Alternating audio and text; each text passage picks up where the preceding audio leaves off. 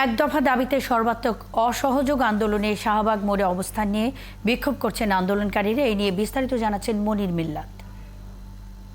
শাহবাগের পরিস্থিতি এখনো বেশ উত্তপ্ত। আমরা দেখেছি যে সকাল 10:30টার পর এখানে বৈষম্য বিরোধী ছাত্র আন্দোলনের ব্যানারে ছাত্র জনতা শাহবাগ মোড় এবং তার আশপাশের এলাকাগুলিতে অবস্থান নিয়েছে। বিপুল সংখ্যক ছাত্র জনতা, বিভিন্ন শ্রেণী পেশার মানুষ তারা শাহবাগ মোড়ে অবস্থান নিয়েছেন। শাহবাগ মোড় তারা অবরোধ করেছেন। শুধুমাত্র শাহবাগ মোড় নয়, শাহবাগ মোড় থেকে একদিকে মৎস্য ভবন, অন্যদিকে হোটেল ইন্টারকন্টিনেন্টাল, অন্যদিকে কাঁচাবন মোড়, আরেকদিকে ঢাকা বিশ্ববিদ্যালয়।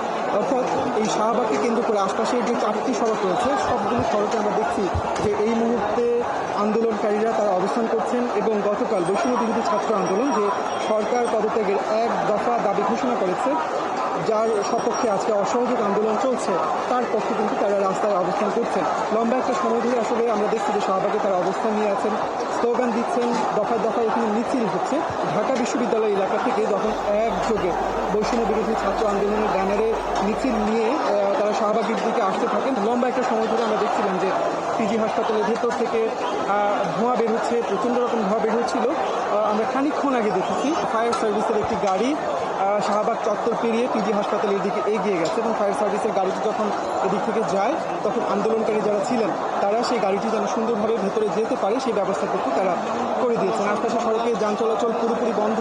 এখানে যারা আন্দোলনকারী রয়েছেন তারা সমাজের সর্বস্তরের মানুষকে আহ্বান জানাচ্ছেন যে ছাত্রদের যে আন্দোলন, ছাত্রদের যে দাবি, এক দফা দাবি, সেই দাবির সাথে একাত্মতা জানিয়ে এখানে যেন সবাই আজকে নেমে আসেন। আরেকটি ব্যাপার জানিয়ে রাখি যে বৈষম্য বিরোধী ছাত্র আন্দোলন জানিয়েছিল যে অসহযোগ আন্দোলন চলবে। এর পাশাপাশি আজকে বেলা 11টার পর তারা শাহবাগে কেন্দ্রীয়ভাবে এখানে অবস্থান নেবেন এবং বিক্ষোভ সমাবেশ করবেন। তবে এখন পর্যন্ত আমরা এখানে বৈষম্য বিরোধী ছাত্র আন্দোলনের কেন্দ্রীয় যারা সমন্বয় করেছেন তাদের কাউকে আমরা এখন পর্যন্ত দেখি। গতকাল এবং আজকে সকাল থেকে এই যে কর্মসূচি চলছে এখন পর্যন্ত আমরা পুলিশের কোনো প্রতিক্রিয়া দেখিনি। এখানে আপনার শাহবাগ চত্বর ঠিক পাশেই শাহবাগ থানা রয়েছে। আমরা দেখেছি যে থানার যে গেট রয়েছে সেই গেটের সামনে পুলিশের সদস্যরা তারা অবস্থান নিয়েছেন, কিন্তু এর বাইরে পুলিশের কোনো অবস্থান আমরা এখন পর্যন্ত এই জায়গাতে দেখছি না। পুরো এলাকাটি আসলে ছাত্র জনতার বৈষম্য বিরোধী ছাত্র আন্দোলনের এই দাবির সাথে যারা একাত্মতা জানিয়েছেন তারা এই জায়গাতে অবস্থান করছেন এবং